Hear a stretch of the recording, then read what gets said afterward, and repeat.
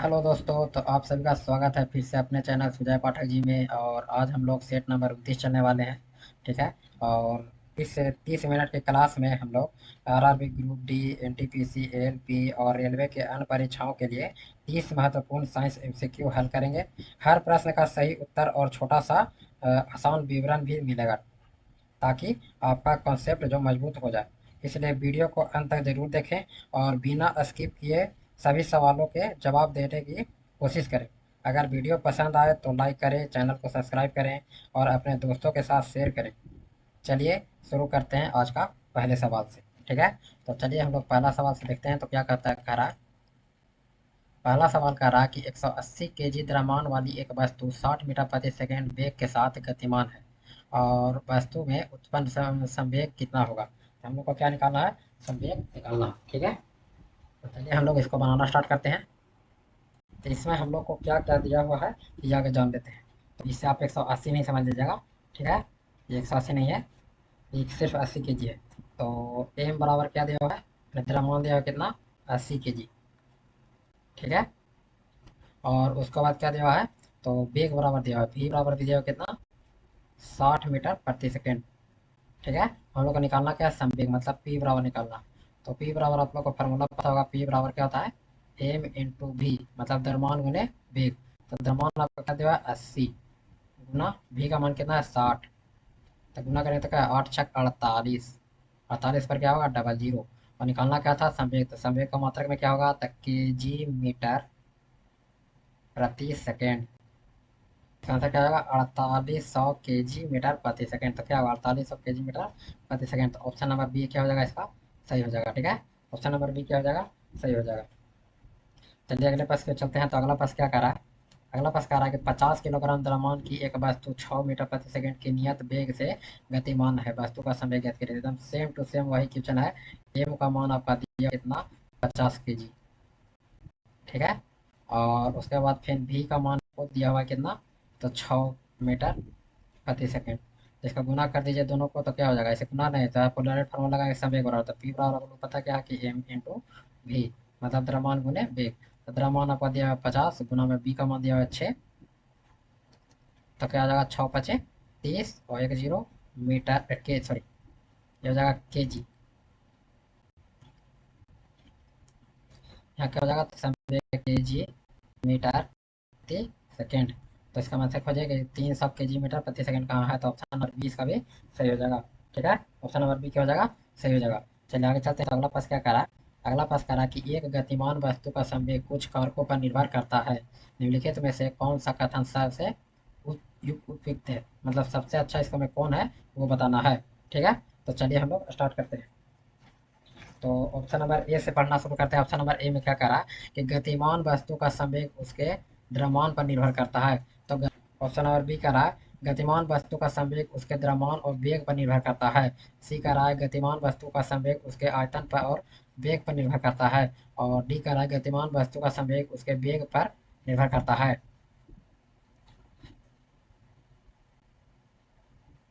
इसका आंसर क्या हो जाएगा, तो इसका आंसर होगा क्या, तो इसका आंसर हो जाना चाहिए क्या, ऑप्शन नंबर बी। क्या हो जाएगा, ऑप्शन नंबर बी इसका आंसर हो जाएगा। अच्छा क्यों हो जाएगा, क्योंकि सही तो सब कुछ है। तो देखिए यहाँ क्या कर रहा है कि सिर्फ द्रव्यमान के बारे में बात कर रहा है। ठीक है। और यहाँ क्या कर रहा है कि सिर्फ वेग के बारे में बात कर रहा है। लेकिन यहाँ क्या कर रहा है, देखिए द्रव्यमान और वेग दोनों कर रहा है। सबसे उपयुक्त पूछ रहा था, सबसे उपयुक्त कौन हो जाएगा, ऑप्शन नंबर बी हो जाएगा। ठीक है।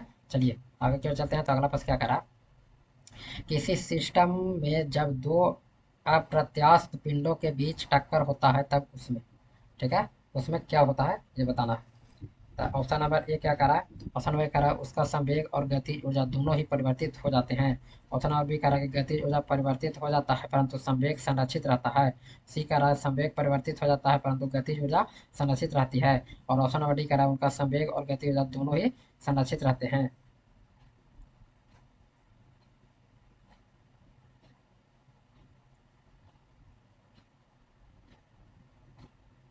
इसका आंसर क्या हो जाएगा, तो इसका आंसर हो जाएगा ऑप्शन नंबर बी। ठीक है। उसका जो गति जो होता है वो परिवर्तित होता है। ठीक है। लेकिन संवेग जो होता है वो संरक्षित रहता है। संवेग क्या रहता है, संरक्षित रहता है। ठीक है। लेकिन गति के कारण क्या हो जाता है, जब वो उस पर बल पड़ता है तो उसका गति ऊर्जा में क्या होता है, परिवर्तन हो जाता है। ठीक है। तो चलिए अगले प्रश्न पे चलते हैं। तो अगला प्रश्न क्या करा, 5 नंबर प्रश्न करा कि 20 मीटर प्रति सेकेंड 20 मीटर प्रति सेकंड के वेग से गति कर रहे 50 केजी द्रव्यमान वाले एक पिंड का संवेग क्या होगा। तो यहाँ पे बिना हम लोग लिखे बना लेते हैं। तो ये भी का मान दिया हुआ है और ये क्या दिया हुआ है, एम का मान दिया हुआ है। आपको पता है कि पी बराबर क्या होता है, एम इंटू भी।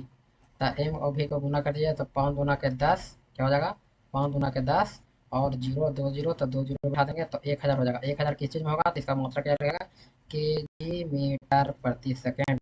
क्या हो जाएगा, केजी मीटर प्रति सेकेंड। यही सेकेंड जब बट्टा में है ऊपर जाता है तो -1 में हो जाता है, ठीक है, उसका पावर -1 हो जाता है। तो यहाँ पर देखिए कि 1000 कौन है, तो ऑप्शन नंबर डी इसका सही हो जाएगा। क्या हो जाएगा, ऑप्शन नंबर डी क्या हो जाएगा, सही हो जाएगा इसका, ठीक है। चलिए आगे चलते हैं। तो अगला प्रश्न क्या करा, यदि किसी गतिमान पिंड की चाल दोगुनी कर दी जाए तो, यदि किसी गतिमान पिंड की चाल दोगुनी कर दी जाए तो ऑप्शन नंबर ए करा कि इसकी स्थितिज ऊर्जा दोगुनी हो जाती है।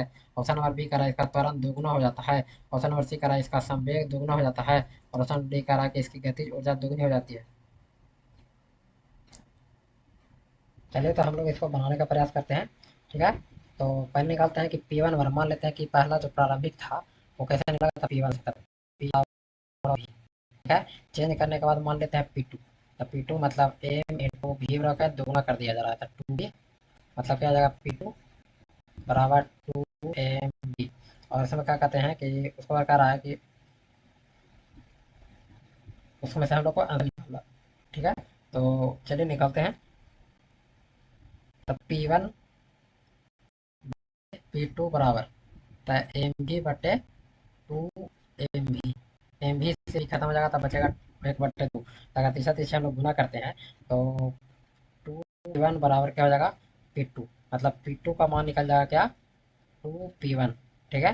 क्या हो जाएगा, P2 का मान क्या निकल जाएगा, 2P1। तो क्या हो जाएगा, इसका संवेग क्या हो जाएगा, दोगुना हो जाएगा। संवेग क्या हो जाएगा, इसका दोगुना हो जाएगा, ठीक है। तो ऑप्शन नंबर सी इसका क्या हो जाएगा, सही होगा। संवेग क्या हो जाएगा, इसका दोगुना हो जाएगा, ठीक है। अगले प्रश्न की ओर चलते हैं। तो अगला प्रश्न क्या करा है, अगला प्रश्न कह रहा है कि एक टकराव में हमेशा की बचत की जाती है, मैंने एक टकराव में रिक्त स्थान हमेशा की बचत की जाती है, मैंने किसकी बचत की जाती है एक टकराव में, ये पूछ रहा है क्वेश्चन, ठीक है। तो इसका आंसर क्या हो जाएगा,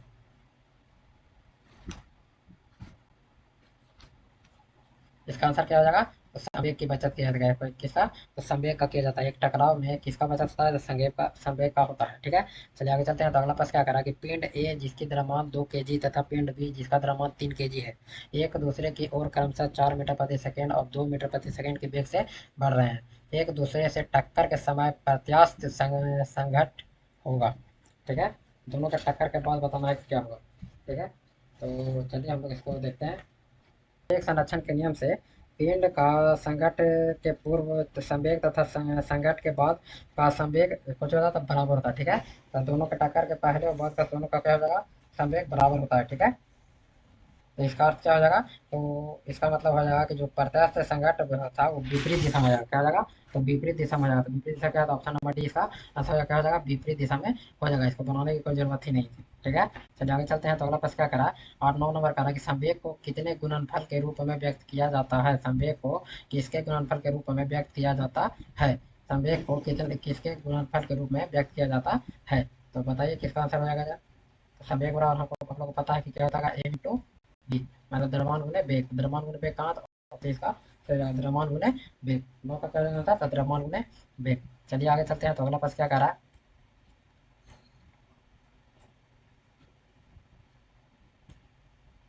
अगला प्रश्न कर रहा है, थोड़ा सा बड़ा कर लेते हैं। रैखिक संवेग रिक्त स्थान के बराबर होता है, रैखिक संवेग रिक्त स्थान के बराबर होता है। तो रैखिक संवेग किसके बराबर होता है, तो संवेग का फॉर्मूला को पता क्या है, तो द्रव्यमान गुने वेग, ठीक है। संवेग का फॉर्मूला क्या हो जाएगा, तो द्रव्यमान गुने वेग, ठीक है। क्या हो जाएगा, द्रव्यमान गुने वेग। चलिए आगे चलते हैं। तो अगला प्रश्न क्या करा कि बड़े परमाणुओं वाले तत्वों से बने बंद रिक्त स्थान होते हैं, बड़े परमाणुओं वाले तत्वों से बने बंद रिक्त स्थान होते हैं। तो क्या होते हैं, बहुत कमजोर, कमजोर, बहुत मजबूत या मजबूत।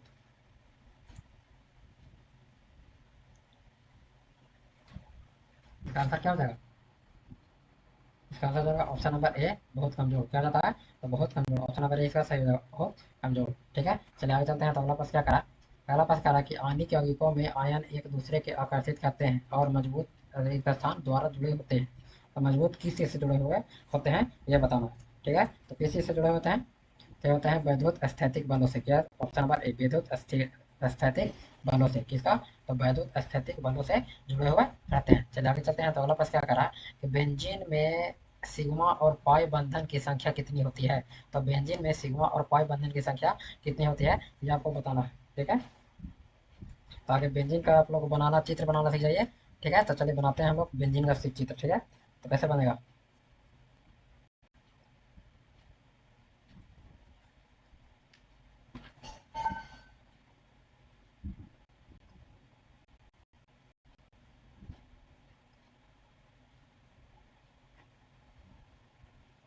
ये हुआ बेंजीन का चित्र। ठीक है। और इसको हमें एक ये डाला जाएगा ऐसे, उसके बाद एक ऐसे यहाँ डाला जाएगा, और एक यहाँ ऐसे। ठीक है। और उसके बाद ये सारे क्या हो जाएंगे? तो carbon.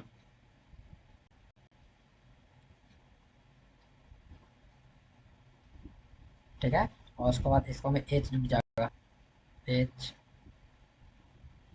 H, H, H, H, और यहाँ भी हो जाएगा एच।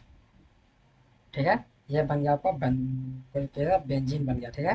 तो अब इसको हम लोग देखते हैं कि सिग्मा बॉन्ड और पाई बॉन्ड कितना है। ठीक है। इसमें होगा एक सिग्मा। ठीक है। कलर चेंज कर देते हैं। तो यहाँ पर लिख देते हैं एक सिग्मा।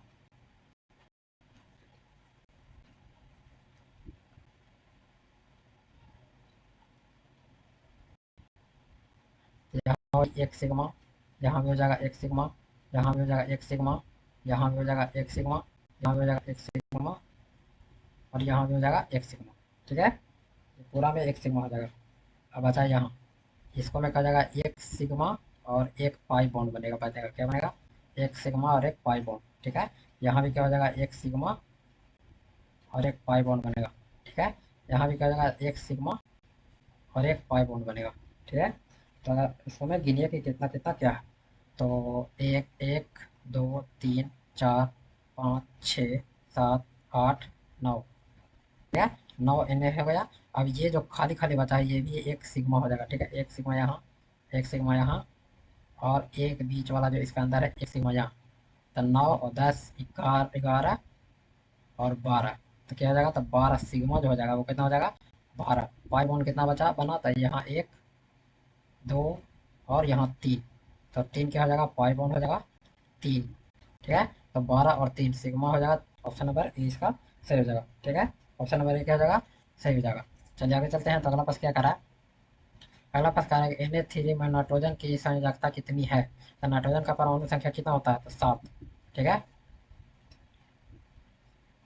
और 7 को अगर तोड़ते हैं तो 2 और 5। ठीक है। संयोजकता इसको 8 से घटाइए तो कितना बचेगा? 3। इसकी संयोजकता कितनी हो जाएगी? 3 हो जाएगी। 3 का ऑप्शन नंबर डी इसका सही हो जाएगा। ठीक है। तो इसका संयोजकता कितना हो जाएगा? 3 हो जाएगा। चलिए अगले प्रश्न पे चलते हैं। तो अगला प्रश्न क्या करा है? अगला प्रश्न क्या है कि वह तत्व जिसके अणुओं में 3 संयुक्त इलेक्ट्रॉन होते हैं का एक उदाहरण है। ठीक है। जिसके अणु में 3 संयुक्त इलेक्ट्रॉन होते हैं, 3 संयुक्त इलेक्ट्रॉन होते हैं, उसके उदाहरण है, इसके बारे में बताना है। इसका आंसर क्या हो जाएगा?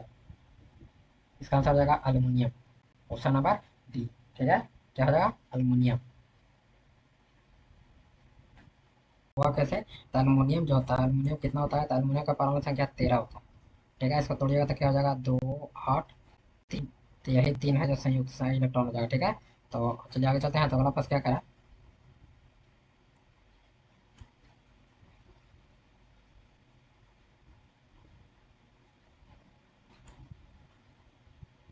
अगला प्रश्न कह रहा है कि NH4 के एक अणु में कितने परमाणु होते हैं? ठीक है। इसके एक अणु में कितना परमाणु होता है ये बताना है।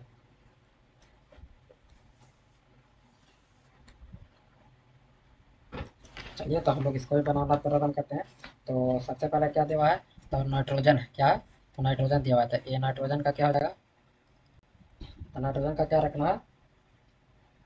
नाइट्रोजन में कितना परमाणु दिया हुआ है? तो देखिए नाइट्रोजन में कितना परमाणु है? तो 2 है। यहाँ 2 लिखेंगे। ठीक है। फिर हाइड्रोजन है, हाइड्रोजन का ये 4 और 2, तो 4 दूनी के 8, इसका कितना हो जाएगा 8। ठीक है। फिर सल्फर है एस, एस का कितना हो जाएगा तो 1, और ऑक्सीजन का कितना हो जाएगा 4। ठीक है। तो कुल हम लोग इसको जोड़ देते हैं, तो जोड़ने के बाद कितना आएगा 8 2 10, 10 1 11, 11 4 15, कितना परमाणु आ गया तो 15 परमाणु इसका आंसर हो जाएगा। ठीक है, क्या हो जाएगा 15 परमाणु इसका आंसर होता है। ऑप्शन नंबर 20 का क्या हो जाएगा सही जगह 15 परमाणु। ठीक है, चलिए इसी प्रकार से आगे चलते हैं। तो अगला प्रश्न क्या करा है,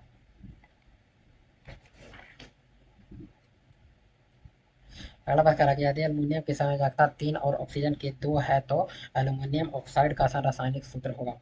एल्यूमिनियम ऑक्साइड के देखिए, एल्यूमिनियम ऑक्साइड को कोई लिखता है ओ। ठीक है, ऑक्साइड AlO। ठीक है, इतना तो आप लोगों को समझ में आ गया। लेकिन इसको भी देखना है कि क्या करा है कि एल्यूमिनियम के जो एल्यूमिनियम है इसका कितना दिया हुआ है संयोजकता तो 3 दिया हुआ है, और ऑक्सीजन को कितना दिया हुआ है तो 2 दिया हुआ है। ठीक है, कितना तो 2। तो हम लोग को इसको मतलब सूत्र ढूंढना है, तो क्या हो जाएगा ये 2 एल्यूमिनियम पर चला जाएगा तो Al2 हो जाएगा, और ये 3 एल्यूमिनियम वाला है वो ऑक्सीजन पर चला जाएगा तो O3।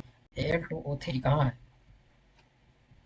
Al2O3, option number D इसका सही हो जाएगा। ठीक है, Al2O3। चलिए आगे चलते हैं। तो अगला प्रश्न क्या करा कि प्रायः धनावेशी तत्वों की संयोजकता होती है, प्रायः धनावेशी से तत्वों की संयोजकता होती है। तो धनावेशी से तत्वों की संयोजकता जानने के लिए क्या करना है, तो आपको याद रखना होगा कि उसको जो बाहरी कक्षा में कितना इलेक्ट्रॉन होगा, या तो 1 होगा या तो 2 होगा या तो 3 होगा। ठीक है, इतना होगा 1 2 3 होगा, तो ऑप्शन नंबर डी इसका सही होगा, ऑप्शन नंबर डी। ठीक है, जो ये त्याग करके धनावेशित बनाएगा, क्या बनाएगा धनावेशित, या त्याग करके क्या बनाता है धनावेशित। जैसे धातु जो है वो त्याग कर धनावेशित बनाता है। ठीक है, और अधातु जो होते हैं वो ग्रहण करते हैं। ठीक है, तो अधातु में क्या हो जाएगा तो अधातु में आएगा 5 6 7। ठीक है, लास्ट वाले कक्षा में कहा आएगा तो 5 6 7 इलेक्ट्रॉन आएंगे। तो ये क्या करेंगे ग्रहण करेंगे, तो ग्रहण करके क्या बनाते हैं तो ऋणावेशित बनाते हैं, तो यह क्या हो जाएगा अधातु। ठीक है, क्या हो जाएगा अधातु, और ये हो जाएगा क्या धातु। ठीक है, इसमें त्यागने की प्रवृत्ति होती है जिसके कारण धनावेशित होता है, और इसमें ग्रहण करने की प्रवृत्ति होती है इसलिए क्या होता है ऋणावेशित होता है। ठीक है, क्या होता है ऋणावेशित होता है। तो चलिए आगे चलते हैं। तो अगला प्रश्न क्या करा, अगला प्रश्न कर रहा है कि निम्न में से कौन सा विकल्प संयोजक यौगिक का नहीं है। ठीक है, संयोजक यौगिक का गुण नहीं है, ये पूछ रहा है। ठीक है,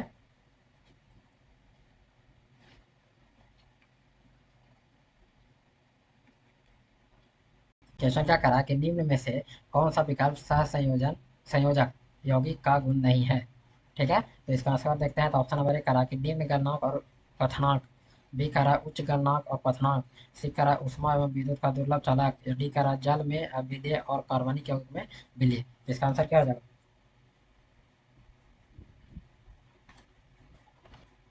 इसका आंसर हो जाएगा ऑप्शन नंबर बी उच्च गणनांक है क्या हो जाएगा उच्च गणनांक और क्वथनांक। ऑप्शन नंबर बी क्या हो जाएगा सही हो जाएगा उच्च गणनांक और क्वथनांक। ठीक है, ऑप्शन नंबर बी इसका सही हो जाएगा। चलिए आगे चलते हैं। तो अगला प्रश्न क्या करा कि सहसंयोजक यौगिक है, मैंने सहसंयोजक यौगिक रिक्त स्थान मैंने भरना किस है।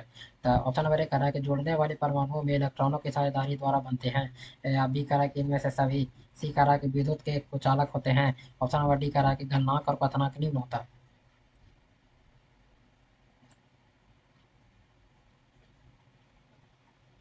इसका आंसर क्या हो जाएगा ऑप्शन नंबर 20 का सही जगह सभी। ठीक है, तो जोड़ने वाले परमाणु में इलेक्ट्रॉनों की साझेदारी द्वारा बनते हैं, क्या बनते हैं विद्युत का कुचालक होता है, और गलनांक और पतंग क्या होता है निम्न होता है। ठीक है, चलिए अगले प्रश्न की ओर चलते हैं। तो अगला प्रश्न क्या करा है,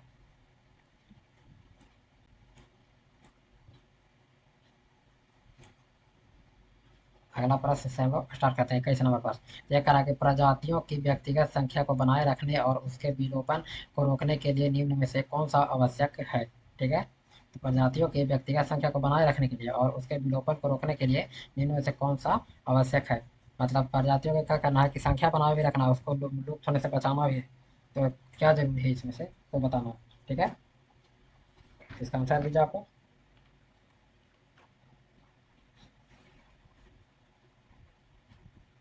तो इसका आंसर क्या हो जाएगा, तो क्या हो जाएगा ऑप्शन नंबर डी। ठीक है, सॉरी ऑप्शन नंबर बी।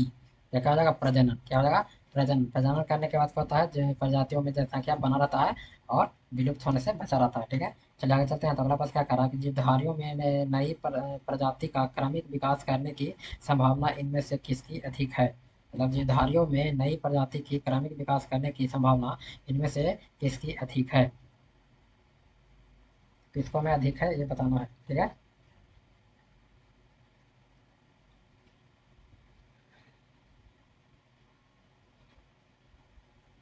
तो इसका आंसर क्या हो जाएगा? इसका आंसर हो जाएगा ऑप्शन नंबर ए, द्विवर्ण अणुओं का विभाजन। क्या हो जाता है? द्विवर्ण अणुओं का विभाजन, ठीक है। चलिए आगे चलते हैं। तो अगला प्रश्न क्या करा है? अगला प्रश्न आता है इस नंबर के ओरिजिन ऑफ स्पीसीज नामक पुस्तिका किसके द्वारा लिखी गई? ओरिजिन ऑफ स्पीसीज नामक पुस्तिका किसके द्वारा लिखी गई, ठीक है। तो ओरिजिन ऑफ स्पीसीज किसके द्वारा लिखा गया है? तो आपको पता है कि किसके द्वारा लिखा गया है, तो option number C, Charles Darwin के द्वारा। किसके द्वारा लिखा गया है? तो चार्ल्स डार्विन के द्वारा लिखा गया। कब लिखा गया था? तो ये लिखा गया था 1859 में, ठीक है। कब लिखा गया था? तो 1859 में इसको प्रकाशित किया गया था। चलिए आगे चलते हैं। तो अगला प्रश्न क्या कर रहा है? अगला प्रश्न कह रहा है कि किस युग के दौरान डायनासोर फले फूले? किस युग के दौरान डायनासोर फले फूले?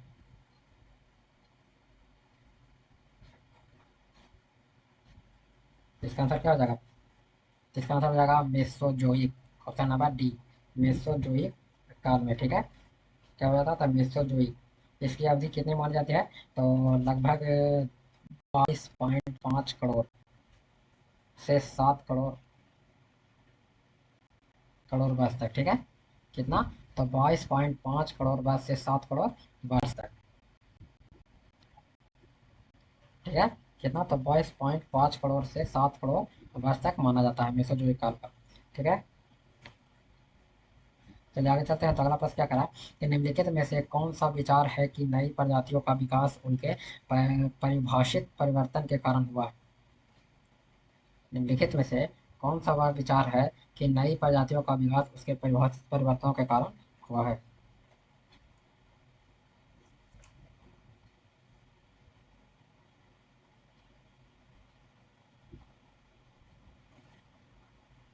इसका आंसर क्या हो जाएगा? इसका आंसर हो जाएगा क्या? उत्परिवर्तन। क्या हो जाएगा? उत्परिवर्तन, ठीक है। क्या हो जाएगा? आधुनिक नव डार्विनवादियों के अनुसार जीन्स के साधारण परिवर्तन के उपरांत नए जीव बनते हैं, कह जाते हैं। तो जीन्स से साधारण परिवर्तन के उपरांत नए जीव बनते हैं जिससे उनमें विभिन्नताएं बढ़ जाती है। इस परिवर्तनों को क्या कहा जाता है? तो उत्परिवर्तन कहा जाता है। क्या कहता है? उत्परिवर्तन कहा जाता है। चलिए आगे चलते हैं। तो अगला प्रश्न क्या करा?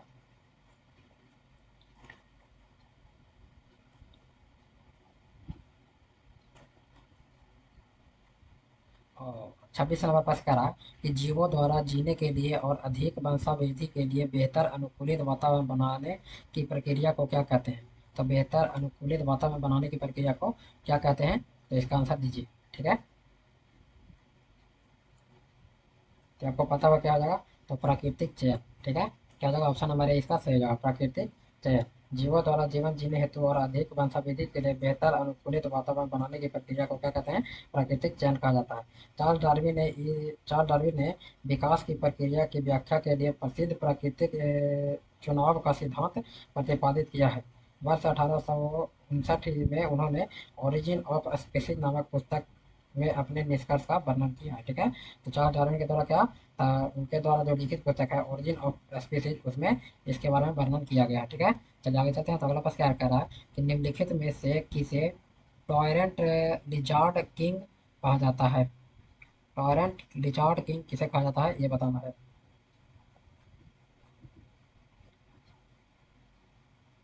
किसे कहा जाता है? तो ये कहता है option number B, tyrannosaurus racks.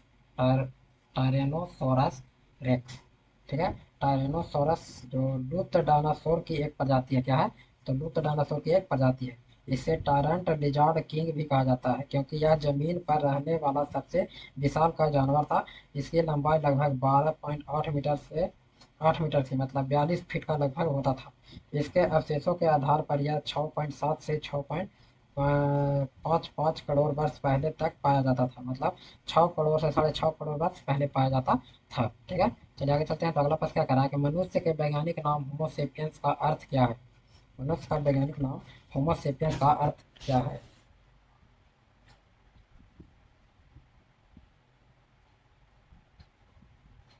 तो इसका आंसर क्या हो जाएगा?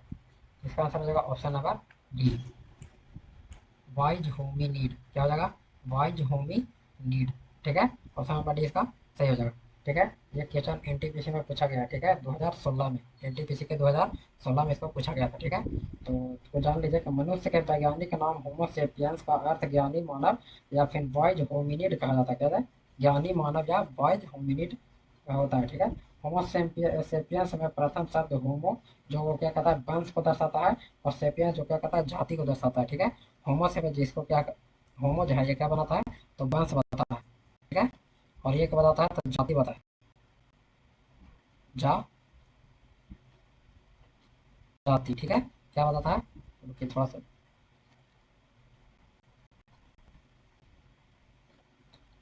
सेपियंस क्या बताता है, तो जाति बताता है,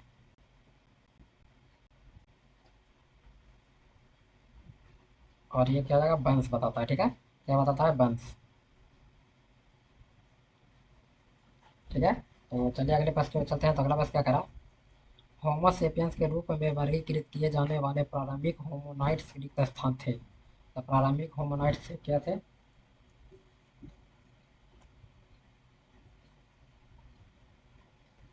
तो क्या हो जाएगा, इसका आंसर हो जाएगा ऑप्शन नंबर बी, क्रोमैग्नन। क्या हो जाएगा, ऑप्शन नंबर बी, क्रोमैग्नन, ठीक है। कुछ इसके बारे में जान लीजिए कि होमो सेपियंस के रूप में वर्गीकृत किए जाने वाले प्रारंभिक होमोनाइड क्रोमैग्नन मानव थे। इसकी उत्पत्ति आज से लगभग 35 से 50 हजार वर्ष पूर्व में यानी आदि निएंडरथल से हुई थी। क्या होता, आदि निएंडरथल से हुआ था। क्रो मैग्नन मानव में अस्थि पंजर फ्रांस से मिले हैं, मैंने इसको जो क्रो मैग्ना जो मानव था उसका अस्थि पंजर कहाँ से मिला है, तो फ्रांस से मिला है, ठीक है। आधुनिक वैज्ञानिक इसे वर्तमान मानव या होमो सेपियंस का अंतिम सीधा पूर्वज और आधुनिक मानव की एक उपजाति होमो सेपियंस फॉसिल्स का मानते हैं। क्या कहता है, होमो सेपियंस फॉसिल्स मानते हैं इसको, ठीक है। तो चलिए आगे चलते हैं। तो अगला प्रश्न क्या करा, और आज के लिए लास्ट प्रश्न है कि जैविक विकास को रिक्त स्थान के तौर पर परिभाषित किया गया है।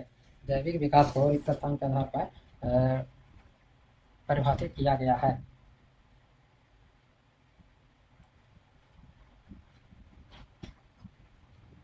इसका आंसर क्या हो जाएगा, इसका हो जाएगा प्राकृतिक चयन के आधार पर। किसका, तो प्राकृतिक चयन के आधार पर, ऑप्शन नंबर सी क्या हो जाएगा, सही हो जाएगा, प्राकृतिक चयन के आधार पर परिभाषित किया गया, ठीक है। चलिए कुछ जान जाते हैं। तो इसमें लिखा है कि जिस प्रक्रिया द्वारा किसी जनसंख्या में कोई जैविक गुण कम या अधिक हो जाता है उसे प्राकृतिक वरण या प्राकृतिक चयन कहते हैं। प्राकृतिक चयन का सिद्धांत व्याख्या करता है कि पर्यावरण की किस प्रकार प्रजातियों और जनसंख्या के विकास के प्रभावी करता है ताकि वो सबसे उपयुक्त का चयन कर सके, ठीक है। क्या हो जाता है, सबसे उपयुक्त का चयन करने के लिए, ठीक है। तो आज के लिए बस इतना ही, पढ़ते रहिए बढ़ते रहिए। अगर कोई दिक्कत हो तो कमेंट जरूर कीजिए, अगर कोई दिक्कत नहीं हो तो भी आप कमेंट कर सकते हैं, ठीक है। तो वीडियो अगर अच्छा लगे तो लाइक करिएगा, और आज के लिए बस इतना ही, धन्यवाद।